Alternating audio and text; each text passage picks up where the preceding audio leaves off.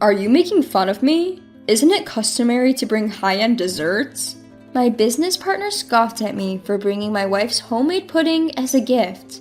There's no way we can serve this shabby-looking pudding to the president, he said, then he snatched the bag of pudding from my hand and threw it into the trash can.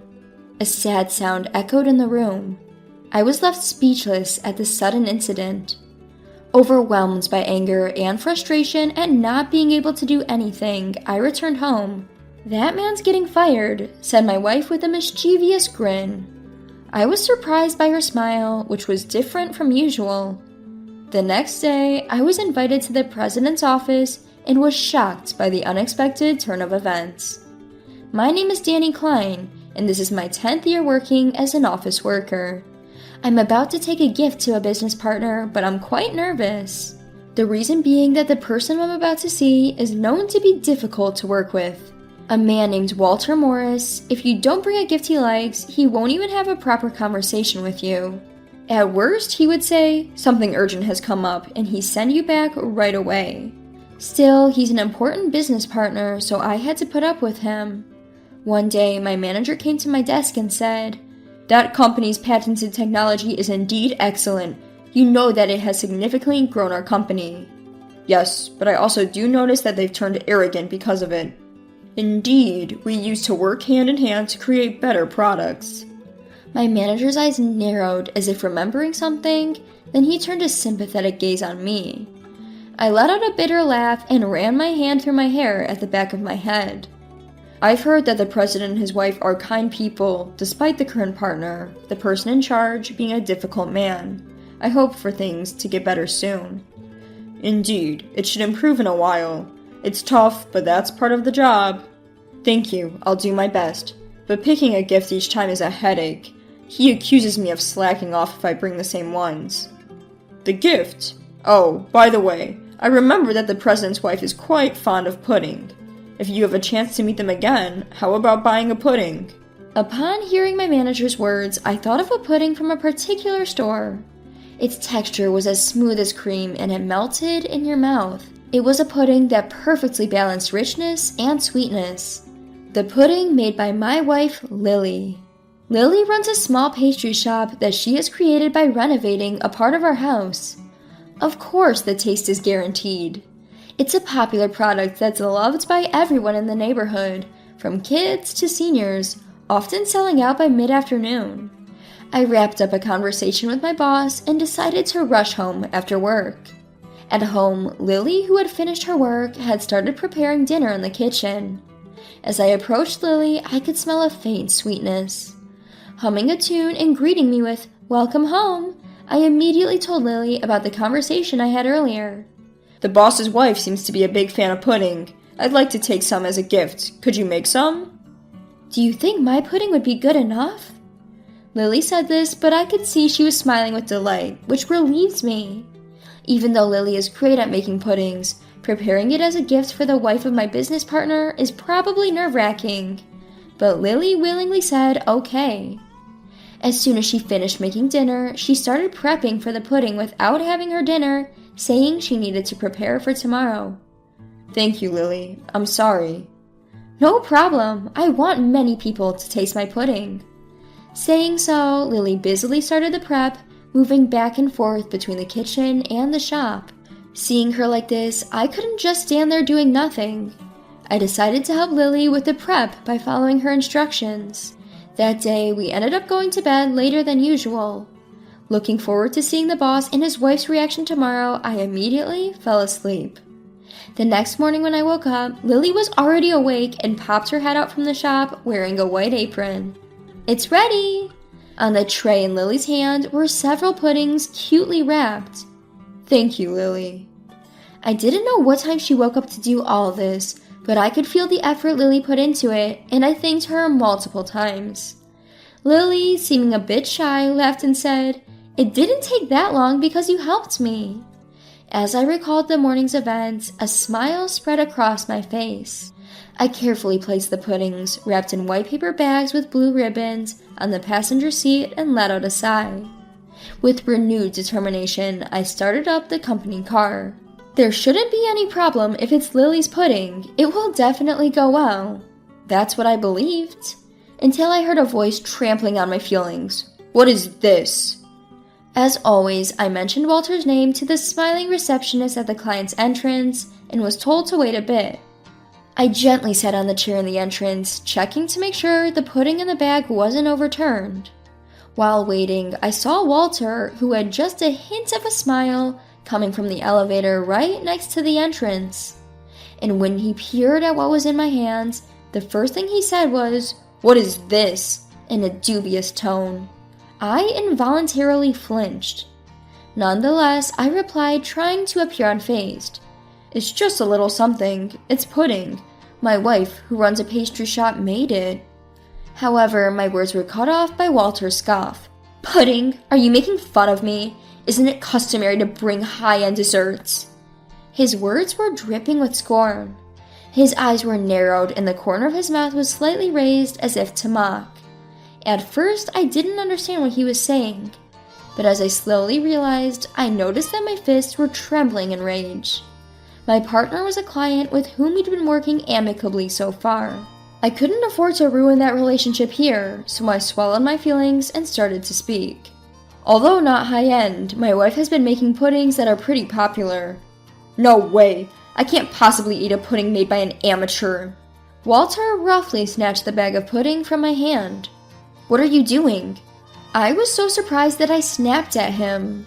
My anxious voice and Walter's dry laugh echoed throughout the entrance.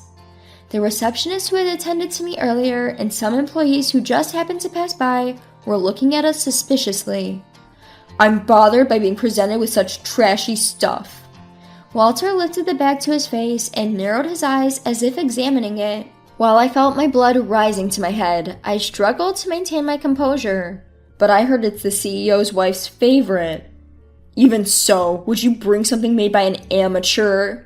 "My wife is certainly not an amateur." "Even so, you must understand that I can't serve such an unsightly pudding to the president." With that, Walter let go of the bag he was holding over the trash can placed next to the chair. It all happened in an instant. My body couldn't react in time, and I could only stand there in silence. The bag with the pudding inside fell into the trash can, making a sorrowful sound. A small scream came from the receptionist's direction. "I'll dispose it for you today. Just be careful next time," he said, his voice laced with what sounded like utter annoyance. All I could do was stare at the discarded pudding and utter an almost inaudible, I'm sorry." Walter nodded silently, whether satisfied by my reaction, I wasn't sure. "I had some urgent matters come up. I hate to ask, but can you leave?" Without waiting for my reply, he turned on his heel and walked towards the elevator. Throughout all this, I remained frozen, unable to take my eyes off the discarded pudding. I don't know how much time passed, but before I knew it, I was back in my car that my company had provided. Remembering how hard Lily had worked to make the pudding made my heart ache, and an uncontrollable anger welled up within me. Above all, I was frustrated with myself for not being able to say or do anything because he was a business partner. I couldn't get any work done that day as I pondered what to tell Lily. "Did they enjoy the pudding?" Lily asked, smiling as I returned home. She was leisurely sipping tea on the couch. Caught off guard, I stopped untying my tie. "Did something happen?" Lily asked, leaning in with a worried look on her face. Unable to keep quiet, I finally confessed to Lily what had happened earlier in the day. "I'm sorry, the pudding you made with so much effort. He threw it away right in front of me." Lily looked surprised at my confession, but she immediately squeezed my hand gently. "It's not your fault. Maybe there was something wrong with the pudding." But I knew that wasn't the case. After all, Walter had thrown it into the trash without even looking inside the bag. Even if it hadn't been pudding, if it wasn't what Walter called a fine pastry, it probably would have ended up in the trash. And besides, Lily stops me as I attempt to apologize once again. Then she seems to ponder a bit, and with a cheeky grin she says, "That man's getting fired." "Fired?" "I'm just kidding. Though it might not have been perfect, it's a shame to hear that the pudding I put so much effort into making was thrown away." Lily chuckles softly. Her reaction's fair, having her pudding thrown away like that after she put so much work in. Of course she would want to make remarks about my rude client, even though it's unlike her. But it could very well happen, you know. Her enigmatic words added at the end left me somewhat baffled. But that was the end of the conversation. Lily urged me to wash up early that night, so I bathed in confusion and went to bed earlier than usual. The next day, with yesterday's incident still weighing on me, I left for work with a heavy heart. Upon returning to the office the day before, my boss had instructed, "I know it's not ideal, but tomorrow you need to buy a cake from the high-end Western confectionery store in front of the station." I recalled his words before leaving home and brought a cake from the pastry shop in front of the station on my way to work. I placed the box from the high-end Western pastry shop on the passenger seat and let out a sigh deeper than yesterday's. Yesterday evening, I had informed Walter that I will visit again tomorrow with a token of apology. Perhaps due to the incident, Walter responded in an overly arrogant tone. "All right, I'm counting on you this time," and hung up the call. I should get going now. In the driver's seat of my company's car, I somehow motivated myself and headed towards the client's office. As I walked through the automatic doors of the entrance, a receptionist who recognized me hurried over. "You're Mr. Klein from Company XX, correct?" "Yes, that's right, but..." "Please come this way." I followed the receptionist's lead and stepped into the elevator. Before I knew what was going on, the elevator had reached its destination floor. The room I was led to was the president's office. The receptionist knocked on the door a few times and, opening the large door, simply said, "Please come in." I entered the room without understanding the situation. Inside the president's office were the president of the client company, his wife, and Walter looking pale. I had thought that he would act haughty again today due to yesterday's incident, but I was mistaken. "Nice to meet you. I'm Danny Klein from Company XX. Thank you for having me here today." With a question mark hovering over my head, I greeted the president of the company we were dealing with, Mr. Peterson. "You must be Danny. Nice to meet you. I'm Mr. Peterson. This is my wife, Anne." "Nice to meet you." Cutting the greeting short, Mr. Peterson and his wife exchanged glances, called out my name Danny, and bowed deeply. "We are truly sorry for what happened. We apologize." "I beg your pardon?" I asked, surprised by the sudden change in the president's tone. Next to the president, his wife was also bowing with a speechless expression. I hurriedly told them to please lift your heads, but they wouldn't. Next thing I know, Walter, standing diagonally behind them, was also bowing. "We are terribly sorry." The usual arrogant Walter was nowhere to be found. Instead, I saw him apologizing with careful words for the first time. Caught off guard, I was at a loss for words.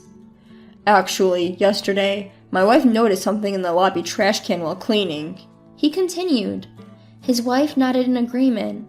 I thought I saw a hint of anger in her eyes.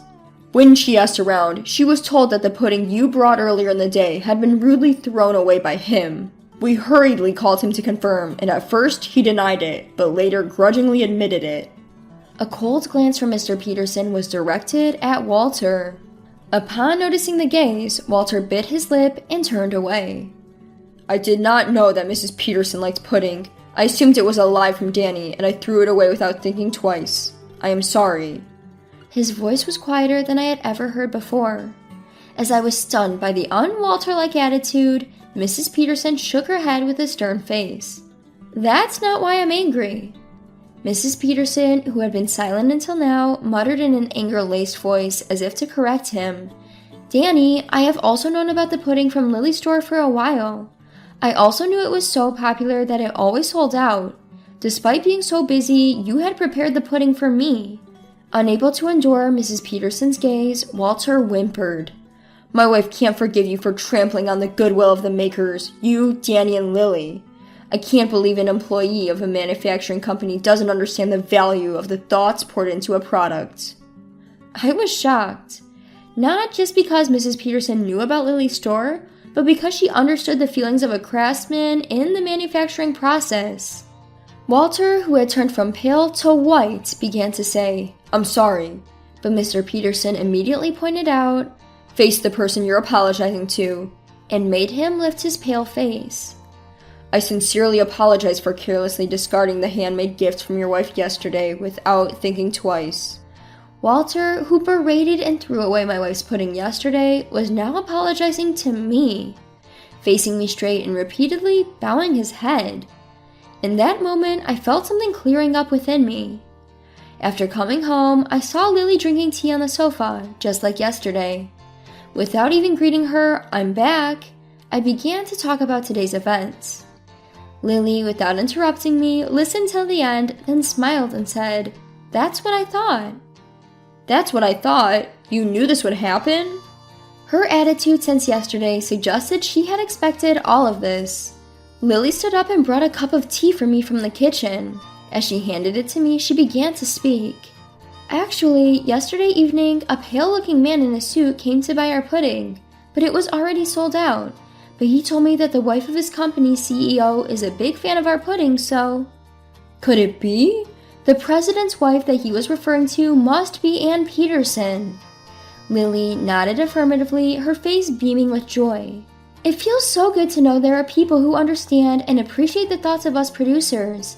It makes me want to make even better things for such people." Lily, still smiling, took a sip of her tea. Seeing her genuinely happy, I felt like I truly understood the words of Mr. and Mrs. Peterson. At the same time, I felt remorse. Did I truly understand and value the thoughts of the producers like Lily does while I did my job? I was angry at Walter's arrogance, but was it not because I felt like we were doing him a favor by selling our products? Maybe I was also the one getting carried away. Like Lily, shouldn't I perform work that will deliver the thoughts of creators to consumers? I can't really call out Walter for his arrogance anymore. While I was contemplating all this, Lily noticed something and gently placed her hand on my shoulder. "From now on, perhaps you'll consider both the creators and the users' perspectives." At Lily's words, I felt a bit embarrassed, but more than that, I felt ready to face my job with a renewed perspective.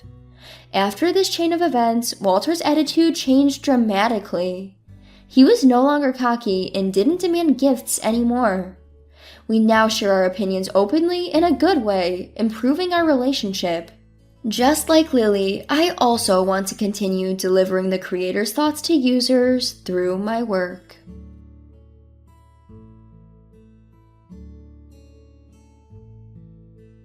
"Please, go out with me on the premise of marrying me." Paul, whom I had met through a friend's introduction, asked me out on a date. He, who is 3 years younger than me, told me that he had fallen in love with me at first sight. Considering my age and the fact that I had been contemplating marriage, I decided to accept his offer.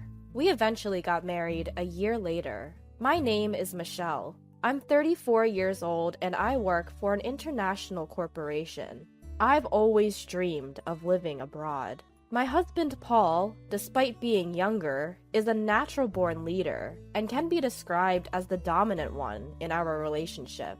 It wouldn't be an exaggeration to say he's the head of the household, but I didn't mind it. Having lived alone for a long time, I was accustomed to taking care of household chores, and I even enjoyed cooking. Paul rarely helped out, but I never found chores burdensome. On the other hand, Paul always took the lead when we went out together, allowing me to simply enjoy myself without having to worry about anything. This felt like a good balance between us. However, all of this started to change when my mother passed away. While I was at work, I received a call from my father informing me that my mother's chronic illness had worsened, and she had collapsed. I immediately boarded the train and arrived at the hospital in about 2 hours, where I bid a final farewell to my mother. I decided to stay with my father to prepare for my mother's funeral. When I contacted Paul, he said that he couldn't leave work at short notice. He ended up not coming to the wake. He did make it to the funeral, but it seemed that he hadn't made any preparations for morning attire. I had to hastily arrange a rental outfit for him. He complained incessantly, saying that I should have prepared everything from the beginning. Between my sorrow and being busy, I didn't have the capacity to deal with Paul, so I let his complaints lied, but apparently he didn't appreciate that as he was in a foul mood throughout. Ever since then, it feels like our marital arguments have increased. Well, after being married for 3 years, I think it's normal to have some quarrels. But even so, Paul has been picking fights rather aggressively recently. With his persistent domineering attitude, he often dictated what I should do and take care of. I got fed up and even tried refusing a few times. But since he didn't know how things were organized inside the house, even simple tasks like preparing for his own business trips would take a long time. Moreover, he would complain while bustling around the house, making an even bigger mess. In the end, I realized it's easier if I just do it myself. I wasn't being completely obedient. I took care of certain things to save myself the trouble. Next week is the gathering for my mom's first death anniversary. I'm going to start preparing for us to join, okay? When I said that, Paul responded grumpily. I have an important meeting that day. What should I do? I've mentioned this gathering well in advance. How could he suddenly say something like that? What, you're not going? Paul responded with a heavy sigh. It's not that, but it'll be tough to delegate everything to my juniors, you know? He seems happy about his recent promotion and constantly talks to me about his junior team members at every opportunity. I felt like sighing right back at him. Please plan for it, okay? I emphasized. It was the day before my mother's first death anniversary gathering. When I got home from work, Paul was sulking and drinking beer in the living room. I'm sorry I'm late. I had to work overtime. I'm sure he's in a bad mood because I came home late, causing a delay in dinner preparation. I've been waiting here for an hour, just as I thought. But it's just 1 hour, isn't it? If he couldn't prepare his own dinner, he could have gone out to buy something. I did let him know what time I'd be home, so he could have taken some initiative and done things on his own. Suppressing the urge to say all that, I handed him a takeout box. I thought it'd take too long if I cooked, so I picked this up on my way home instead. In response, Paul slammed a glass filled with beer onto the table. Takeout again? Aren't you slacking off a bit too much lately? Again? The last time I brought home takeout was about 2 weeks ago. Sure, I've been busy lately, and maybe I haven't been cooking a feast every day. Nevertheless, I'm mindful of maintaining a balanced nutritional intake and rarely rely on prepackaged items. So I don't think I deserve that kind of criticism. As I was considering whether to retort or not, Paul, misunderstanding something, decided to pour salt in the wound. Can't say anything because it's true, huh? Do your chores properly. You've been coming home late lately, saying you're working overtime. You're probably just out having an affair, Paul shouted. His words sparked a flare of resentment that had been building in me. Enough is enough. If you know I'm working late, the least you can do is prepare dinner for us. It's fine if you can't cook. Picking up some takeout isn't too hard to do, is it? I always make sure to inform you when I'm going to be late, and even with the busyness, I take care of all our household chores. There's no need for that kind of tone. Paul gave me a glare. Huh? You're 3 years older than me, you know. I could have married a woman in her 20s, but I chose an older woman. Show some gratitude and do as I say. There's no one else who would want you, so you'd be in trouble if I were to leave you, wouldn't you? Did he really just say that? I was ticked off and couldn't hold back any longer. Then you should have married a younger woman. When we started dating and before we got married, didn't I ask if you were okay with me being older? You said it was okay, and that's why we got married. Even without you, I could have managed my life. Paul laughed mockingly at my words. Whatever, let's get a divorce. With that, Paul took his beer and the takeout box and retreated to his room. We've had our share of arguments, but this was a first. I was done with him. I decided to eat my takeout dinner to calm my nerves. He must have been irritated because he was hungry. That's what I thought as I filled my stomach, but I couldn't settle down after all. I couldn't believe this was happening the day before my mother's first death anniversary. After some time had passed, I called out to Paul from outside his room. We need to leave by 8 a.m. tomorrow, so I'll wake you up around 7. There was no response, but I could sense that he was awake, so he must have heard me. With those words spoken, I went to sleep. The next morning when I woke up early, Paul was already gone. The bags I had prepared were still in the room. It didn't seem like he headed to the gathering without me. Where did he disappear? I called his cell, but there was no answer. There was no response to my texts either. Since there was no other choice, I left a voicemail message and started preparing to head out on my own. I got a hold of Paul while I was waiting for the train at the station. I have to go to my meeting. I can't leave it to my juniors after all. When I answered the phone and heard only that, I panicked. Wait, what? Hold on! Despite my words, my voice was drowned out by the noise of the train, and the call ended. Overwhelmed by an indescribable mix of anger and resignation, I found myself in a state of stunned bewilderment. Before I could think further, the train arrived. Carrying unnecessary luggage for two, I boarded the train alone. When I arrived at my father's house, my father asked anxiously, "Where's Paul?" My father had been depressed since my mother's passing, and I didn't want to worry him further. I took a deep breath, managed to put on a smile, and said, "Sorry, he got called into an important meeting. He was supposed to come here, but he recently got a promotion and it sounded like an important meeting, so I told him he should prioritize that." My father nodded, understanding the situation. "I see. He's working hard. It's a shame I couldn't see him, but your mother would understand. Tell him he's always welcome to visit." Those words stung a little, but I managed to keep up my smile. Throughout the day, there was no contact from Paul, and the night grew late without me reaching out to him either. I planned to stay the night and return home the next day. That was originally planned, so I didn't see an issue with not contacting Paul. Still, it felt like I was acting childish. Maybe I should cook him some hamburger tomorrow, his favorite dish. With that thought in mind, I went to sleep.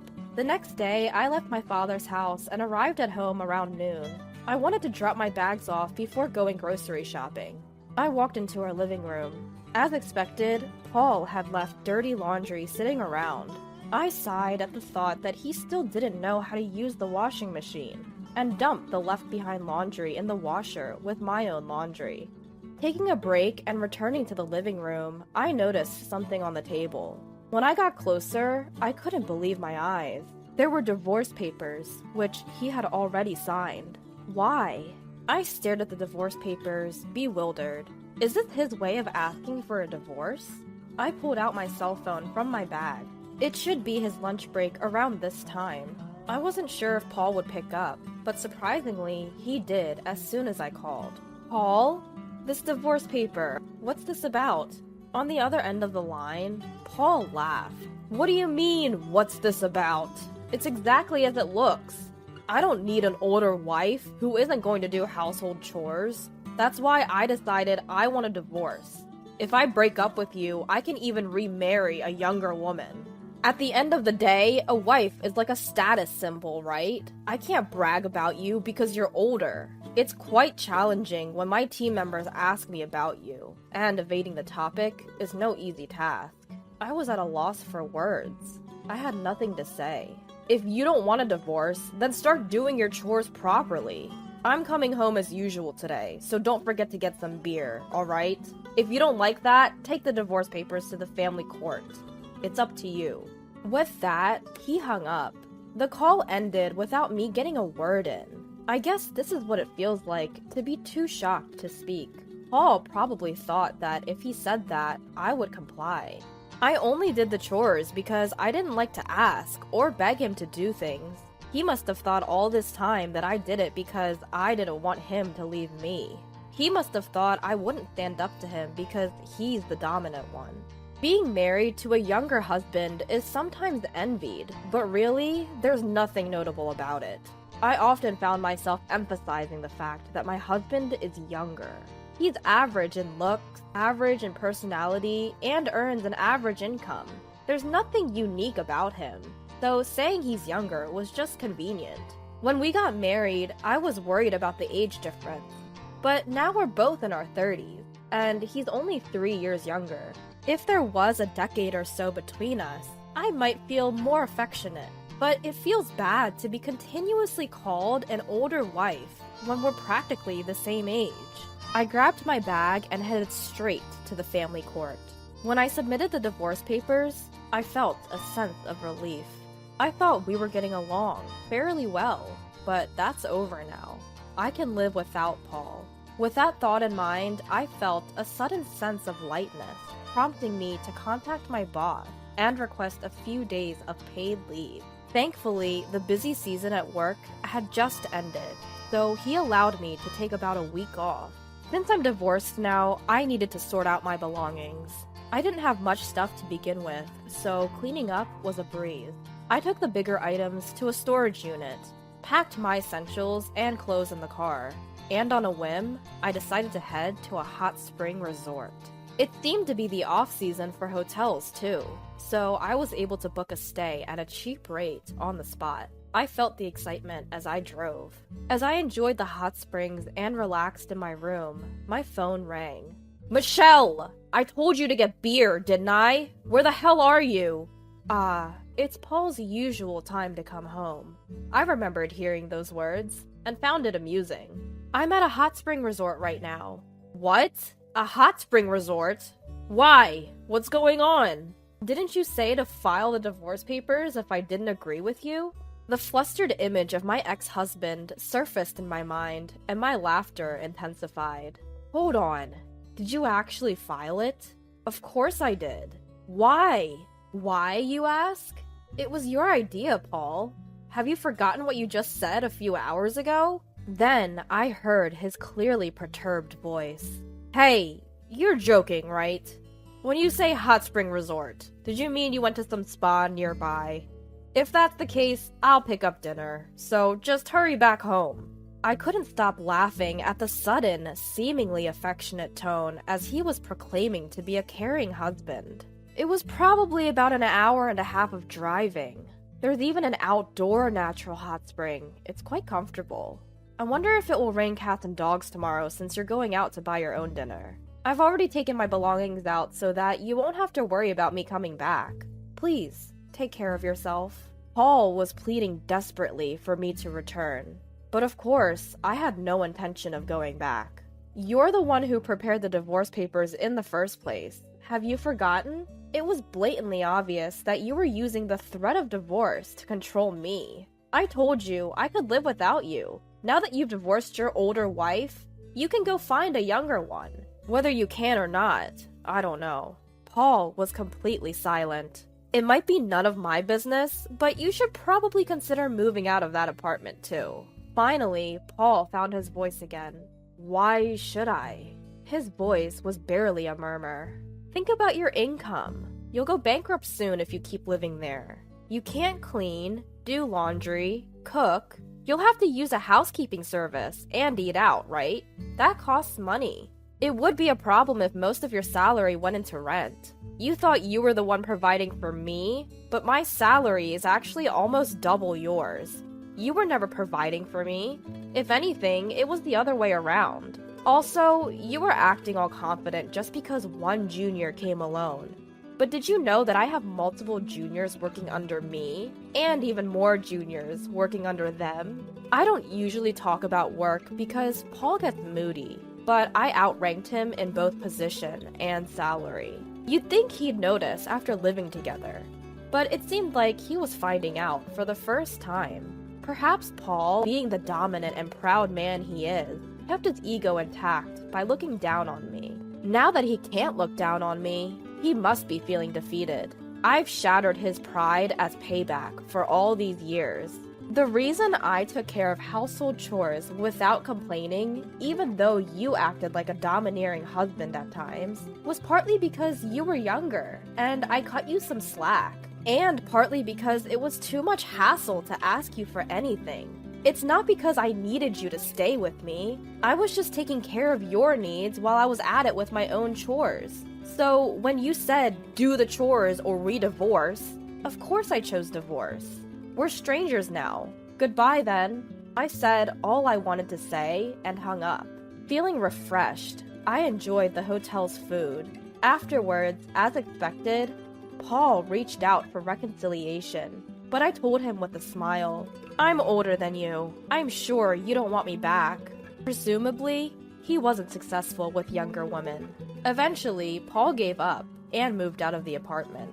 I hired a lawyer for the division of assets, demanding more to compensate for the burden of household chores that had been imposed on me until now. Paul, being cheap, didn't hire a lawyer, and so I had the upper hand with my lawyer. We were able to reach an agreement with favorable conditions for me. By the way, it seems that Paul's only junior had been complaining to others about how poor his leadership was, to the point that he couldn't even consider him a boss. Paul overheard this, and they are currently in the midst of a dispute. He should have known how important it is to take care of your own junior. As for me, I had been offered a position at our overseas headquarters. I had been declining due to the current circumstances and out of consideration for Paul, but I finally decided to take on the opportunity. I'm currently preparing for my transition. I've been causing my father some worry, but we've started practicing video calls so we can keep in touch when I'm abroad. I am content because I'll be able to pursue the job that I have been dreaming of since I was a child. It's time to give it my